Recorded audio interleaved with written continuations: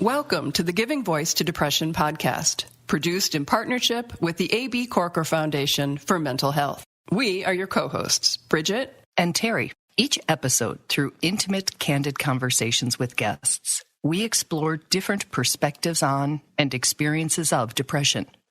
We keep it real because the illness is real. We keep it hopeful because there truly is hope, in spite of what depression tells you. We are not experts or therapists. We are sisters and best friends who live with depression and have interviewed hundreds of others who do as well. We've learned that hearing others speak openly and without shame about their experiences makes it easier to believe that depression is a common and treatable illness, not a personal failing. You really aren't alone. Hi, Terry. Hello, Bridget.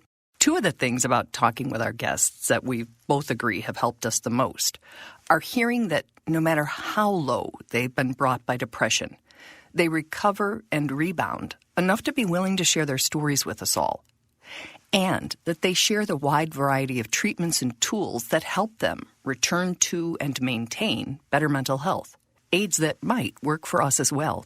Our guests have shared about music and hobbies that provided much-needed distraction, how journaling helps get the ugly out, the value of online therapy and support groups, meds, calling warm lines and crisis lines when they needed to talk and be heard without judgment, getting some sunlight, spending some time in nature, exercise, movement, and countless other tools. But we've never really done a deep dive into the value of routines, since no previous guest named it as a key part of their recovery journey. That all changed when we talked to Paul Marlow, who you may recall is a former athlete turned advocate that we profiled in our last episode, number 198.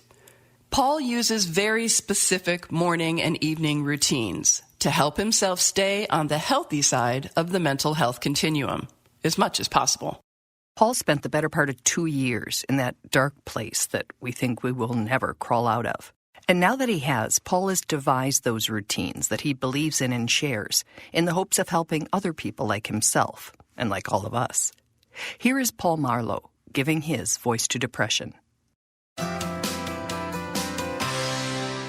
While Paul freely shares the specifics of his daily habits, he notes they're what work for him. The mental health-focused routines that work for you, he says, won't look the same, and that's okay. Paul finds value in starting each day with a win. When I was in the bad place, dark place, down place, whatever you want to call it, I thought there's the only way I'm going to get out of this is if I focus on, the first time I wake up. If I can set something up where I can perhaps get a small win in the day, I'm all about small wins, somehow succeed in the day, it's going to happen in the morning. So that is where I'm going to start focusing. That's where I started focusing, creating a routine. And my routine looked like, the usual making your bed. And making your bed was one win that I could do. And I could check it off my list. Okay, I created a win. I did something on my list within the first minute. Mentally, that is a win. That is a confidence builder, especially when you're not very confident within anything in your life. But morning wins, even little ones, are a lot harder without the foundation of a good night's sleep. So that's where we'll begin. It won't surprise many of us to learn that research, including these statistics from the Harvard Medical School, consistently find that chronic sleep problems affect 50 to 80% of patients in a typical psychiatric practice, compared with 10 to 18% of adults in the general population. Sleep problems are particularly common in patients with anxiety, depression, bipolar disorder, and ADHD. See, I can't pull myself throughout a day if I don't have sleep. I'm bad. I'm a big baby. If I don't get my sleep, I'm useless. It's kind of like me with drinking. If I'm a little hungover, I'm useless. I can't push through the day. So me to work optimally, working out for the day, succeed in feeling happy, succeed in the growth of the business, succeed in other areas, I need to be optimal when I wake up. And that was more apparent when I finally realized how much sleep I wasn't getting during those 2 years. Those 2 years, which Paul shared about in our last episode, were his darkest. One pivotal moment in them came when a former coach of his loaned him a sleep tracking watch that NFL and Major League Baseball teams use to improve player performance. And I had it on for like 2 weeks. And I started seeing the tracking. It was tracking when I fell asleep, when I woke up, how deep the sleep was. And I started looking at it. And first of all, I was waking up like 6 to 8 times a night. And then I was only getting around 6 hours of sleep. But then with that time of wake up, it was actually coming down to 5 hours of sleep. And the thing is, I had no idea. Like, you don't really know until you like see the numbers. So you can guess all you want. And the thing is, you're so used to it because it's who you are and what you've done. So it seems normal to you, but your normal probably isn't healthy and probably isn't what you want to be optimal, but it's the only thing you've known because you've allowed yourself to get that way and you haven't checked up with it. So me checking up with that was huge. That understanding motivated Paul to create an evening routine designed to improve his sleep. I started journaling a bit at night. I tried meditation, and as anyone does with meditating, when they're not good at it, you just kind of sit there for a while. But it was helpful. Even though it wasn't what I would call meditation, it was beneficial for what I needed. I stopped looking at my phone as much when I was in bed, and I stopped completely. And within 4 to 6 months, I had turned that 5-hour sleep with 8 wake-ups to, I think, around 7 hours sleep with 2 wake-ups. And that is huge. That is huge. That is a massive difference in your ability to rest and to repair your body and your brain, and the ability to wake up and feel like, okay, let's tackle the day. And I think that was one of the key factors for me on finally one day waking up feeling like, dang, I feel good. Let's do this. And that was after 2.5 years of never having that feeling. And it was because I was actually putting focus and putting work into getting a better sleep. Waking, actually feeling rested, provided Paul the foundation to build a morning routine that also supports his mental health. It took me a while to create this list. I started it off, I think it was around 5 minutes for the first 2 to 3 weeks, and then built it up for 10 minutes after the first month. And then slowly, I think within 6 months, I had the routine down. But it entailed making my bed, ending my shower with a cold water blast around 20 to 30 seconds, or whatever I could handle at the start. Sitting in quiet after, kind of in the morning, early morning. I wake up early, so it was like 6 a.m. and not many people were up yet. Sitting in the quiet with a hot lemon water, just a hot water, just to get my digestive system going, because I'd realized digestion was a big help in my mental health routine. To that, Paul added some journaling, which took a long time to get used to. Journaling is not easy just to throw into your life and do consistently as well. He then does a bit of meditation, says some positive affirmations, and has his coffee. Only after he's done all that, he checks his phone for the first time. And that was one of the key factors out of all that. Not opening my phone, letting my brain slowly wake up. As in, if you had a ocean and it was cold water, would you rather slowly walk into it over a 5-10 minute period, inch by inch, or would you like to jump off the deep end every single morning and go, wham, here I am. This is the world hitting me in the face. And I would rather walk into it slowly. And that was crucial part of everything that was going on. A morning routine like Paul's requires a consistent and pretty significant time investment. When I was researching you and hearing about your morning routine and the amount of time it takes, it's really easy to think oh God, who's got 45 minutes in the morning? Or that's so much time. But as I hear you describe it, I'm thinking how it could be time extraordinarily well spent if it sets you up for the rest of your entire day. 45 minutes passes anyway. It's not as if the time somehow just lasts a little longer for those of us who pick up their phone right away. That is amazing if so. But you're right. We already take that time anyways. Don't say you don't have the time. I know everyone does. And the thing is, if 45 minutes is too long, sure, go 30. But also think about it this way. What if you just wake up 15 minutes earlier? Like, if you're waking up and just grabbing your phone, grabbing a bagel, and flying off to work within 15 minutes, then does that mean you don't have time to create a routine? Or are you just not allowing yourself and giving yourself that extra 45 minutes, which you could just make up on the back end, go to sleep 30 minutes earlier, wake up 30 minutes earlier, and then you have that time. I'm an old personal trainer. I hate excuses. And I'm good at finding ways to add some extra time in. So those are some of the things, the tools, if you will, that Paul is able to access and use on his own. But his mental health recovery required some outside help too, including therapy. Yeah, therapy was a tough one for me, as I believe it is for everyone. When I remember my ex asking me to go to couples therapy, and I was like, I laughed, I scoffed at it. I said, why would we do that? And I'm pretty sure I said therapy's for weak people. And that was me at 28. So I'm 36 now. So it's only 8 years later. And I'm a much changed man on the thought on what therapy is. So changed, in fact, that he applies that hates excuses attitude to this self-care tool as well. If you're listening to this, you're like, nah, therapy's not for me. I get it. I was there. But I promise you, therapy is for you, no matter who you are. Really, let's boil it down. What is therapy? Usually it's talk therapy. That's the major form that I know of. And what is talk therapy? It's talking. Therapy is literally just talking.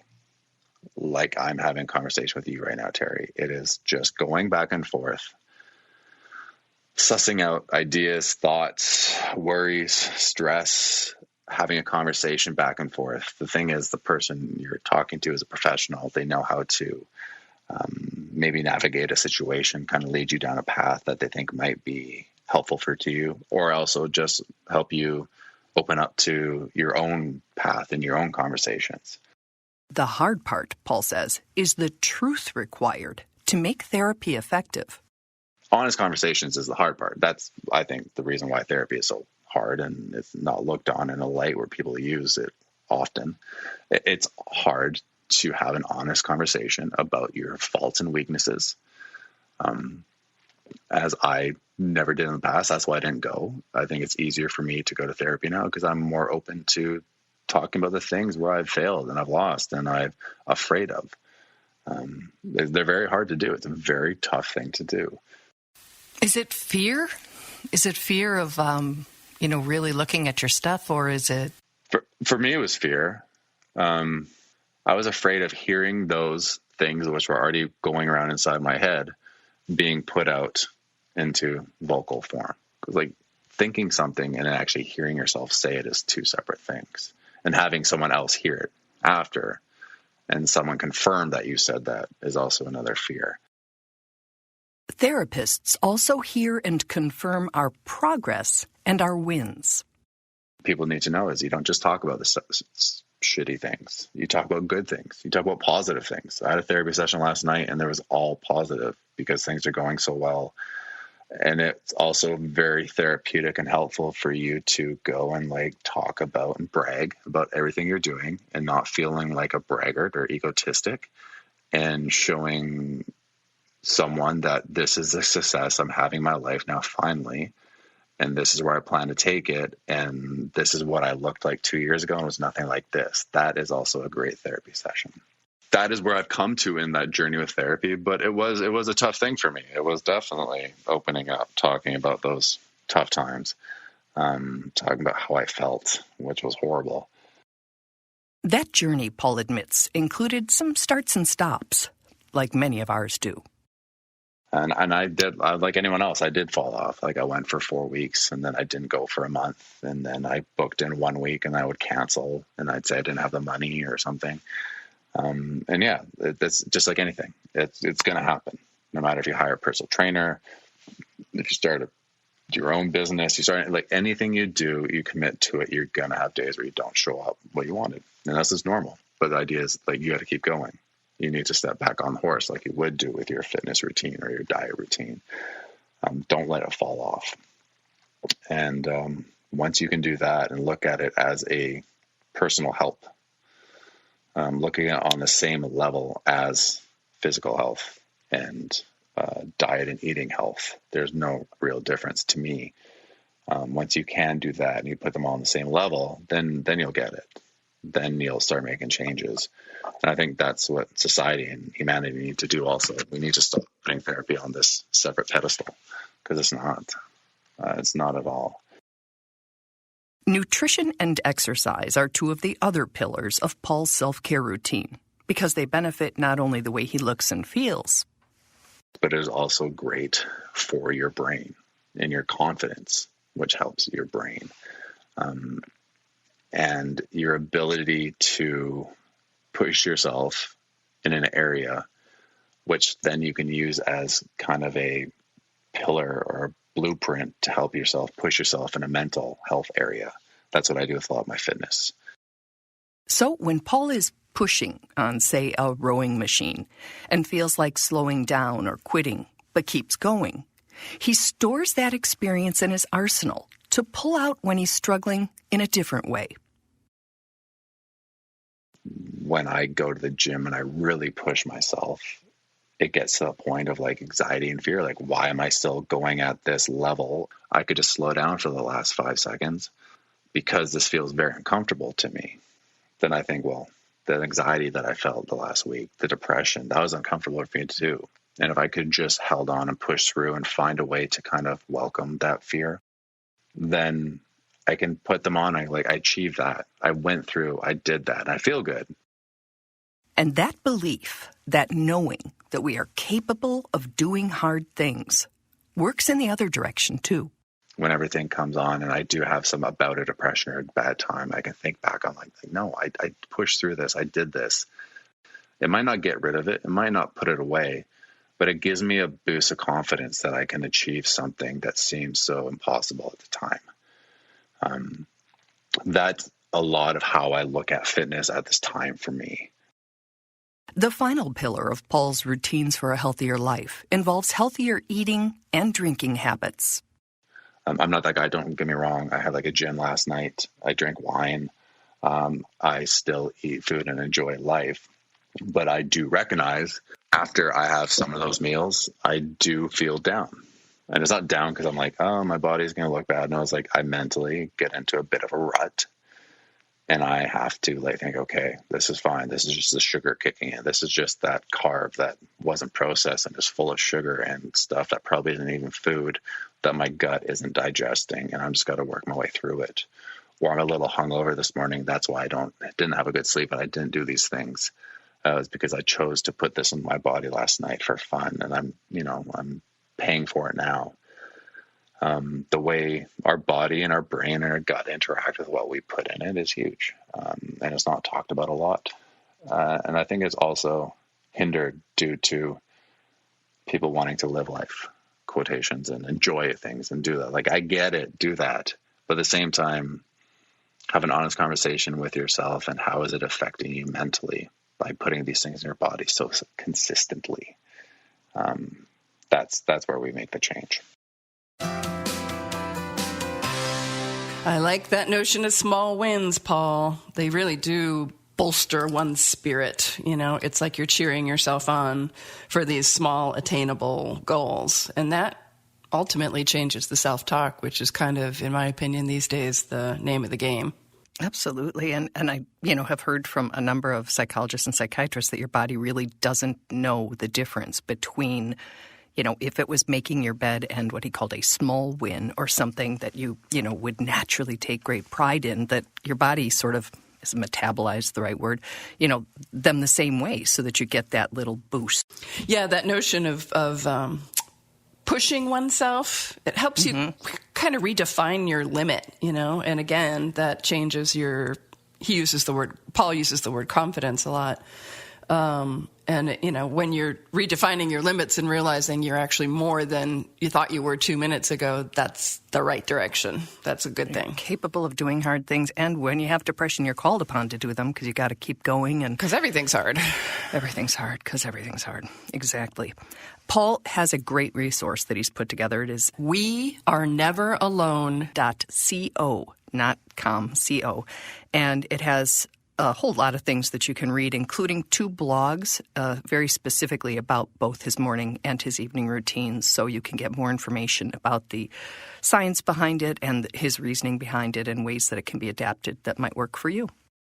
As you know, we've sort of begun to experiment with a new format, so we're going to be doing the podcast every other week and a live webinar the alternating weeks, just at least long enough to see if this is the way we want to go forward. Terry, do you want to talk about the upcoming webinar? Our guest will be Dr. Adel Korkor from the A.B. Korkor Foundation for Mental Health, which is our current partner. And we're going to be talking about a lot of the things that we just talked about with Paul, and in particular how running and fitness and exercise and movement have played a pivotal role in Dr. Korkor's mental health. So we will continue this conversation and just look at the different tools that work for different people in different ways. At different times. At different times. So thank you, Paul. We appreciate your time and sharing what works for you. And I have to admit, I have not rolled over and opened my phone since we had the conversation. So it has already had an impact on me, and I will continue to try to do more things that are going to help me stay out of that pit. Yay. Yay, small wins. Yay, small wins. Small wins. Go fight small win. Go fight small wins.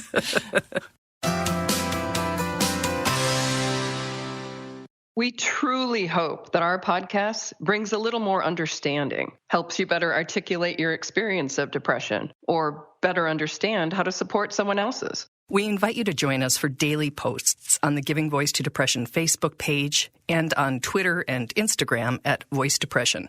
It is a comfort to be among fellow travelers on depression's dark road. And remember, if you're struggling, speak up. If someone else is, listen up.